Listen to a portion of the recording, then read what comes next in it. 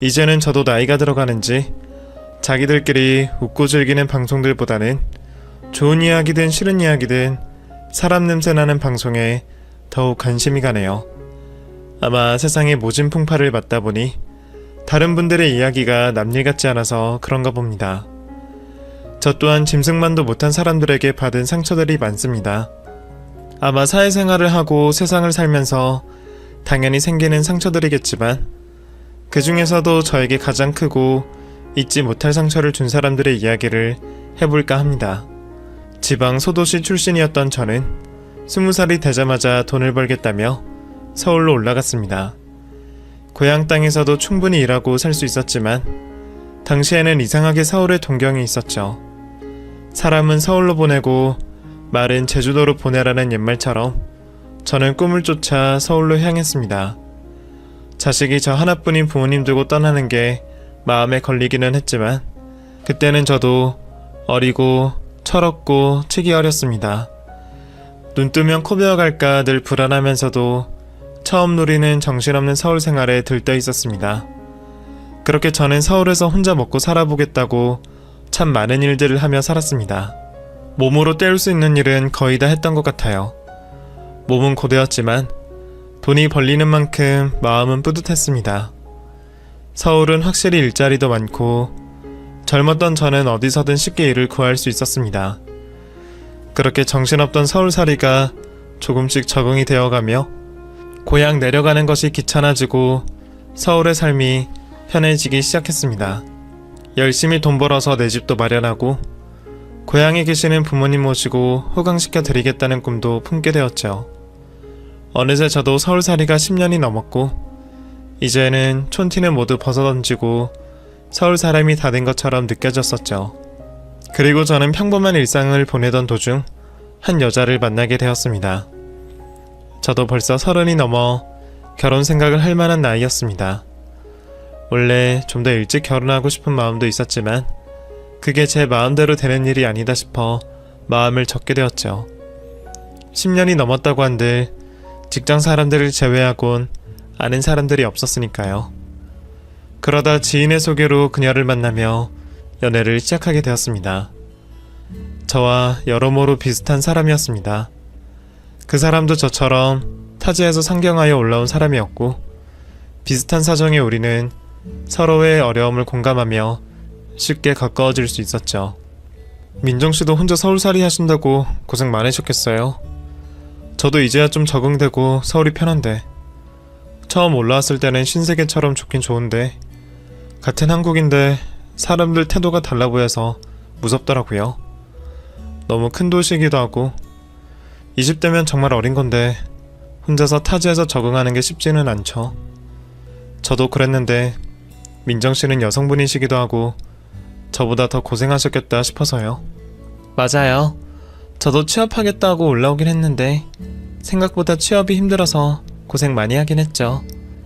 그래도 처음 몇 년은 친구랑 같이 살아서 좋았는데 같이 올라왔던 고향 친구들도 하나 둘씩 떠나고 이제는 저 혼자네요. 다른 친구들이 많이 있었어요? 아, 제가 대학 때문에 서울 올라왔던 거라 같이 온 친구들이 좀 있었어요. 대학이라 하기에는 좀 그런데 미용 전문대 나왔거든요. 아무튼 그때 같이 올라온 친구들이 꽤 있었는데 누구는 고향으로 다시 돌아가고 누구는 다른 지역으로 시집가고 뭐 이래저래 흩어져서 이제는 저 혼자 남았네요. 그래서 서울 와서 사귄 친구들 말고 고향 친구들은 지금은 하나도 없어요. 솔직히 살면서 향수병이 생기는 것 같기도 하고 그래서 타지에서 만난 사람들이 더 반갑고 그러네요. 그래도 전 서울살이가 좋아요. 결혼해서도 쭉 서울 살고 싶고 고향 내려갈 생각 없거든요. 그 사람이나 저나 외로운 사람이라 생각했습니다. 그러면서도 서울에서 살고 싶다는 민정씨가 이해가 가기도 했죠. 그렇게 저희는 외로운 사람들끼리 어울려 연애를 시작하게 되었습니다. 늦은 나이에 가볍지 않은 만남이라 그런지 저희는 처음부터 결혼 이야기들을 하게 되었습니다. 그렇게 짧은 연애 끝에 저는 민정이와 결혼하게 되었습니다. 저보다 2살 어렸던 민정이와 저는 가정을 꾸리고 누구보다 행복한 부부처럼 보였습니다. 양가 부모님들은 저희의 결혼을 축복해 주셨고 저희 부모님은 그런 며느리에게 시집살이 한번 시킨 적이 없으신 부모님이셨습니다. 멀리 떨어져 있다고 자주 내려오라 소리도 한 적도 없으시고 그렇다고 안부 전화 좀 달라거나 며느리를 귀찮게 하는 적이 없으셨습니다. 저희 부모님이라서 그런 말을 하는 것이 아니라 제가 봐도 저희 부모님 같은 시부모님을 만나 좋을 것 같았습니다. 저희 부부는 둘이 살기에도 팍팍한 서울살이 탓에 아이를 가지지 않기로 결심했습니다. 그래서 저희가 이런저런 문제로 아이를 갖지 않겠다고 말씀드렸을 때도 별 말씀 없이 이해해 주셨던 부모님이셨습니다. 시골 분들이시라 반대하실 줄 알았는데도 요즘 젊은 사람들 살기 얼마나 힘들겠냐며 그저 둘이서만 잘 살면 그만이라며 못난 자식과 며느리를 보듬고 이해해 주시던 분들이셨습니다. 그런 부모님께 제가 더 잘했어야 했는데 멀리 산다는 핑계로 뭐 하나 제대로 챙겨드린 것이 없는 것 같아 늘 죄송하기만 했습니다.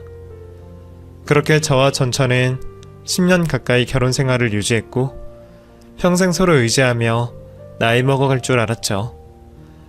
그 사이 아버지가 먼저 돌아가시고 혼자 계신 어머니마저 편찮으시게 되었습니다. 아버지야 갑자기 돌아가셔서 제가 챙겨드릴 겨를이 없었지만 편찮게 되신 어머니는 하나뿐인 자식인 제가 챙겨야 했습니다. 그게 당연한 것이고 제 일이라 생각했습니다. 그래서 당장 정리하고 고향으로 내려가 어머니를 모시고 싶었죠. 저는 아내 역시 그 일을 따라줄 거라 생각했습니다. 하지만 아내는 그런 제 사정을 이해해주지 않았습니다. 자기는 서울을 벗어나서는 살 수 없고 시골 내려가 병든 시어머니를 모실 수 없다고 말을 했죠. 시어머니가 며느리를 섭섭하게 하거나 괴롭힌 적도 없었는데 받을 건 다 받아놓고 이제 와서 불쌍한 시어머니 병수발을 대는 것이 싫다고 하는 것이 괘씸했습니다. 끝까지 이혼을 하더라도 내려가지 않겠다고 말하는 아내를 보며 결국 저는 어머니를 위해 아내와 이혼을 하게 되었습니다. 그래도 10년이 적은 세월이 아니라 그런지 쉬운 결정은 아니었지만 그때는 저도 결단을 내릴 수밖에 없었습니다. 결국 전처와 이혼을 한 저는 곧바로 고향으로 내려가 홀어머니를 모시게 되었습니다. 다행히 고향에서 인맥이 넓었던 저는 학교 선배가 운영을 하고 있던 회사에 들어갈 수 있게 되었습니다. 가끔 명절과 연휴를 맞아 내려오던 고향에서 터를 잡고 다시 살아가는 것이 쉽지는 않았지만 주변 친구들과 선후배들에게 도움을 많이 받아가며 차근차근 고향 생활을 다시 시작하게 되었습니다. 그렇게 아픈 어머니를 돌보며 다시 돌아온 고향 땅에서 새로 적응을 해 나가기 시작했습니다. 그래도 20살까지 살았던 내 고향이었고 주변 지인들의 도움까지 받게 된 저는 예상보다 빠르게 적응하게 되었습니다. 오랜만에 학교 동창들도 만나고 고향 지인들과 어울려 다니며 제게도 참 좋은 시간이었습니다. 서울 가서 잘 살겠다 당찬 포부와 달리 이혼까지 하고 내려온 것이 부끄럽기는 했지만 어머니 모시고 한적하게 사는 지금도 좋다고 생각했습니다. 고향을 떠나 지났을 때는 서울이 내 터전이라 생각했었는데 막상 돌아와서 여유롭게 지내다 보니 내가 무엇을 위해 부모님을 떠나 그 고생을 했나 싶기도 했죠.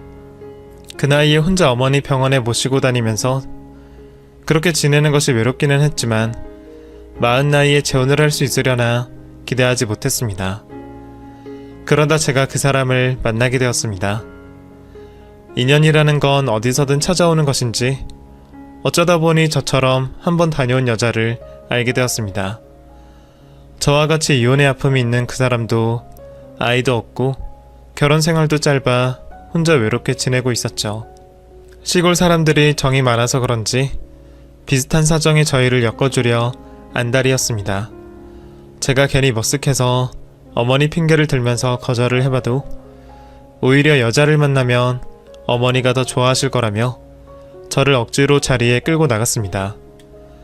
어쩌다 보니 남들에게 등 떠밀려 그 여자를 만나게 되었고 둘 다 외로운 처지의 저희는 점점 마음을 키워나가게 되었습니다. 효진이도 저처럼 홀어머니 모시고 지내던 여자였습니다. 밑에 남동생이 하나 있기는 하지만 같이 살지도 않고 모녀 단둘이 지내는 게 저와 비슷한 형편이었네요. 둘 다 장남 장녀로서 할 말도 많고 통하는 게 많다 보니 저희는 금방 가까워지며 연인이 될 수 있었습니다. 동네에서 어머니와 함께 식당을 운영하던 효진이는 참 착하고 마음 따뜻한 사람이었습니다. 단순한 연애까지라고 생각했던 만남이 점점 서로를 생각하는 마음이 깊어지고 더 많은 것을 바라게 되자 어느 순간 재혼이라는 생각까지 먹게 되었습니다. 효진이도 저와 마음이 같은지 결혼 이야기를 꺼내는 것을 보고는 제 사정을 이야기해야겠다 싶었습니다. 저번 이혼의 이유였던 아프신 어머니를 모시는 일을 말해야겠다 싶었죠. 효진이가 어떤 선택을 하든 또 똑같은 실수를 반복할 수는 없었으니까요. 사실 내가 이혼한 건 우리 어머니 때문이야. 서울에서 결혼하고 살다가 아버지 돌아가시고 어머니까지 편찮으시면서 내가 전처에게 같이 내려오자 그랬었거든. 자식이라고는 나 하나밖에 없고 그렇다고 나이 드신 어머니가 몇 년이나 더 사실 줄 알고 서울로 모셔올 수도 없고 잠깐이라도 내려가서 어머니 모시고 지냈으면 좋겠다고 했더니 못하겠다고 하더라고. 그 일 가지고 계속 싸우다가 결국 감정이 상해서 이혼까지 하게 된 거지. 어떻게라도 내 사정을 조금이나마 이해해줬더라면 나도 이혼까지는 생각 안 했을 텐데. 나도 여자들이 시어머니랑 지내는 거 부담스러워하는 걸 알지만 끝까지 자기 생각만 하는 여자랑 살지 못하겠더라고. 그래서 결국 이혼하고 나 혼자 내려온 거야. 어머니 살아계실 때까지는 내가 어머니를 더 챙겨야 할 거고 그렇다 보니 솔직히 결혼이 쉽지가 않아. 아픈 어머니 두고 다른 집 얻어서 살 수도 없고 우리가 결혼하면 어머니랑 같이 살아야 돼. 만약 효진이 너랑 결혼하게 되면 너한테 짐을 지울 수 있는 거고 너랑 어머니 문제로 다툴지도 몰라. 내 말 무슨 말인지 알지? 주황씨 정말 힘들었겠다. 전체가 겨우 그런 걸로 이혼하자 했던 거야? 자식이 부모님 모시는 건 당연한 거지. 그걸 못하겠다고 하는 여자가 이상한 거 아니야? 주황씨가 정말 그것 때문에 결혼이 고민이라면 그런 건 신경 쓰지 마. 나는 주황씨한테 조금이나마 도움이 되고 싶어. 주황씨 어머니시면 우리 어머니이기도 한 건데 내가 설마 어머니한테 소홀하겠어? 그리고 어머님도 주황씨가 하루빨리 가정 꾸리는 걸 더 기대하실 거야. 그러니까 괜히 그런 걱정은 하지 말고 서로만 좋으면 우리 빨리 결혼하자. 나 이제는 행복하고 싶어. 내 상황을 듣고 아픈 시어머니를 모셔야 한다는 얘기를 듣고도 자기는 아무 문제 없다며 결혼하자 하는 효진이를 보며 저는 너무나 고마웠습니다. 사랑만으로 해결되는 문제가 아니라는 것을 겪어봐서 알기에 이혼을 결정했던 전처와 비교되어 더더욱 고맙기만 했습니다. 그 마음 때문에 결국 저는 결혼을 선택하게 되었습니다. 효진이 말대로 이왕 결혼할 거면 하루라도 빨리 해서 어머니를 기쁘게 해드리고 싶었고 많이 지쳐있던 저도 아내에게 위로를 받고 싶었습니다. 그렇게 저는 또 한 번 결혼을 선택하게 되었습니다. 인생에 2번이나 결혼을 하는 일이 흔하지도 않고 쉬운 일도 아닐 텐데 이번에는 정말 좋은 사람이 나를 찾아와 주었다고 생각하면서 저는 행복한 결혼 생활을 기대했습니다. 물론 당장 아프신 어머니 걱정이 우선이었지만 제 결혼 소식에 어머니도 좋아하시는 걸 보고 어머니의 건강이 더 나아지지 않으실까 바라기도 했습니다. 아내는 결혼 전 약속처럼 저희 어머니를 극진히 모셔주었습니다. 제가 챙기지 못하는 것까지 세심하게 챙기며 식당을 운영하는 손맛으로 어머니가 좋아하실 음식들을 몇 끼 차려주었습니다. 그리고 기력이 없어 병원과 집만 오가시며 늘 누워만 계시는 어머니를 위해 옆에서 재미있는 이야기들을 들려드리고 늘 살피며 어머니에게 잘해드렸습니다. 어머니 컨디션이 좋은 날에는 모시고 산책도 다녀오고 꽃구경도 시켜드리며 아들인 저도 미처 하지 못하던 것까지 챙기며 어머니를 돌보는 아내를 보면서 저는 재혼을 하기 정말 잘했다는 생각을 하게 되었습니다. 그리고 어머니도 그런 아들과 며느리의 돌봄 속에서 오래 사시기를 바랬죠. 하지만 그런 제 바람과 달리 어머니는 제가 결혼하고 얼마 지나지 않아 결국 돌아가시게 되었습니다. 병원에서도 늘 마음의 준비를 하고 있어야 한다 말했었기에 언제 떠나실지 모른다 생각하고 있기는 했지만 그래도 저도 잠시 희망을 품고 있었기에 어머니와의 이별이 너무 충격적이었습니다. 결국 아내와 어머니를 함께 떠나보내며 저는 어머니의 장례를 치르게 되었습니다. 그나마 아내가 옆에 있어주어 참 다행이었죠. 저 혼자였으면 뭐 하나 제대로 할 수는 있었을지 모르겠네요. 슬픔에 잠겨 힘들어하는 제 대신 여기저기 뛰어다니며 신경 써주는 아내 덕분에 저는 어머니를 무사히 보내드릴 수 있었습니다. 이후로도 저는 한동안 어머니를 보낸 충격에 꽤 힘들었습니다. 이제 정말 고아신세구나 싶어서 마음이 많이 허전했거든요. 이 정도 나이쯤 되면 자연스럽게 받아들일 수 있을 거라 생각했는데 생각보다 마음이 금방 훌훌 털어버리지 못했습니다. 그래도 그런 제 곁에 있어준 아내 덕분에 저는 그 힘든 시간도 이겨낼 수 있었습니다. 그나마 아내가 저희 어머니에게 잘해준 덕분에 제가 죄책감을 지우고 어머니를 보내드릴 수 있었던 것 같습니다. 저는 제 곁에 힘이 되어주는 아내를 보며 다시 행복한 결혼 생활을 지내게 되었습니다. 착한 아내를 만난 덕분에 싸움 한 번 없이 무던한 결혼 생활이었습니다. 저는 회사를 다니고 아내는 장모님과 식당을 운영하며 각자의 자리에서 열심히 살아가고 있었습니다. 그러던 중 처가댁에 문제가 생기고 말았죠.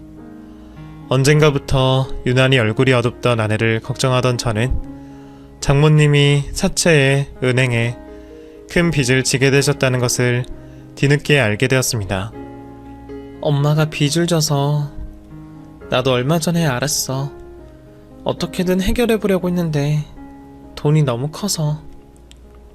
얼마나 빚을 지셨길래 그래? 다 합하면 3억 정도? 아니 장모님이 그 큰 돈이 왜 필요하셔서? 동생 때문이지 뭐. 걔가 사업해보겠다고 설치다가 문제가 생겼었나봐.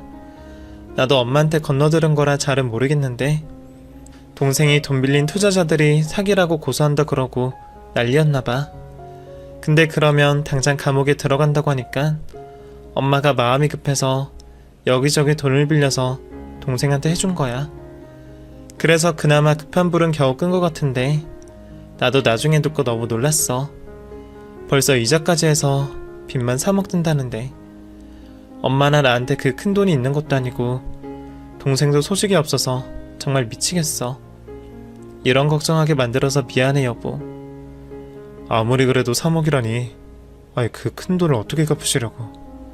식당 운영하면서 두 사람이 큰 돈을 만지는 것도 아니고 겨우 생활비 정도 벌면서 적자만 안 나면 다행인 수준이었는데 3억이라는 돈을 어떻게 갚으려고 그러시는지 무턱대고 상황을 만든 장모님 때문에 당황스러웠습니다.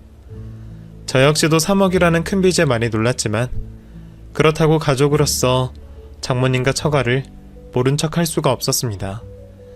아내가 쩔쩔매는 것을 보며 마음이 아팠던 저는 아내가 저희 어머니를 도왔던 것처럼 저도 처가를 돕고 싶었습니다. 마음이 급했던 저는 당장 가지고 있던 돈으로 사채 빚을 먼저 갚으며 급한 불을 끌 수 있었습니다.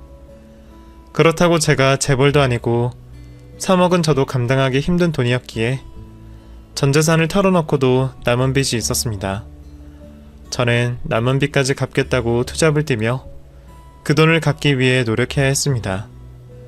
다행히 제 사정을 듣고 배려해준 회사 사장인 선배 덕분에 저는 남들보다 1시간씩 일찍 퇴근하여 다른 일을 하게 되었죠. 근처 물류센터에 가서 야간 작업을 하며 매일 새벽에 들어와 아침에 출근하는 일상을 보내게 되었습니다. 한 푼 두 푼 벌어서 어느 세월에 남은 빚을 다 갚을 수 있을지 앞이 깜깜했지만 안 쓰고 열심히 벌어서 모으다 보면 금방 갚을 거라 생각했죠. 일을 두 탕씩 하다 보니 저는 풍채가 좋던 저도 살이 빠지고 매일을 피곤해했죠. 아내는 그런 저를 보고 안쓰러워하며 미안하다고 울었습니다. 여보, 우리 집 때문에 당신 고생해서 어떡해? 나 때문에 이러는 거 너무 보기 힘들다. 남은 건 내가 어떻게든 해볼 테니까 당신은 이제 그만해.